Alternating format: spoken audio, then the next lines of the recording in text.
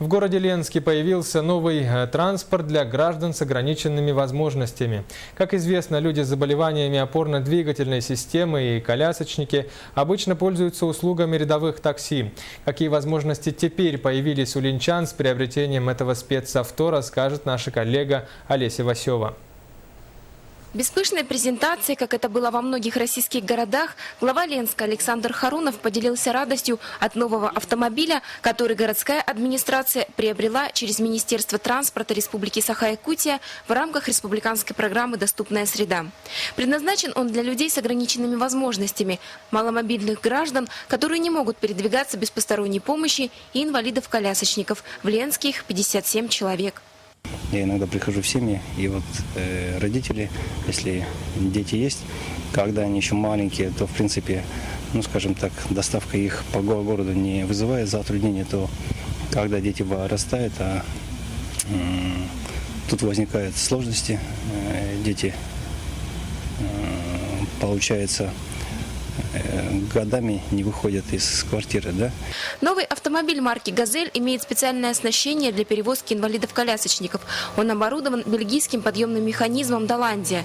Грузоподъемность выдвижной платформы до 350 килограмм, что позволяет легко и плавно переносить человека в салон, не высаживая его из инвалидного кресла. Платформа снабжена специальными поручнями для дополнительной поддержки равновесия колясочника, а наличие пульта дистанционного управления позволяет при желании регулировать скорость подъема в салон. Как работает платформа, нам продемонстрировал Андрей Антоновский, индивидуальный предприниматель, которому городская администрация передала автомобиль для эксплуатации. Работает она очень просто. Автомобиль обязательно фиксируется на ручной тормоз, включается зажигание и нажимается всего лишь навсего одна клавиша. Потом водитель, оператор, скажем так, подходит сюда, включает здесь тумблер, загораются аварийные фонари.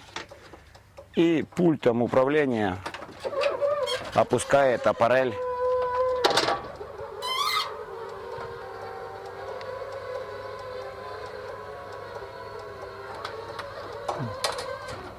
Вот, аппарель опустилась на низ. Инвалид на коляске вот через вот эту ступенечку спокойно сюда заезжает. Значит, берется за вот эти ручки и начинается подъем. Когда начинается подъем, сразу задний поднимается,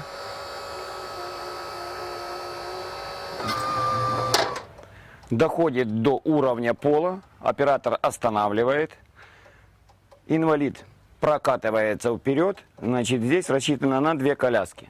Кроме 2 колясок, салон рассчитан и на 5 пассажиров на креслах. При этом каждое посадочное место оснащено кнопкой вызова водителя и ремнем безопасности. Предусмотрены здесь и фиксирующие устройства для надежного закрепления инвалидной коляски к полу с антискользящим покрытием. Очень удобная техника, и теперь она в распоряжении горожан.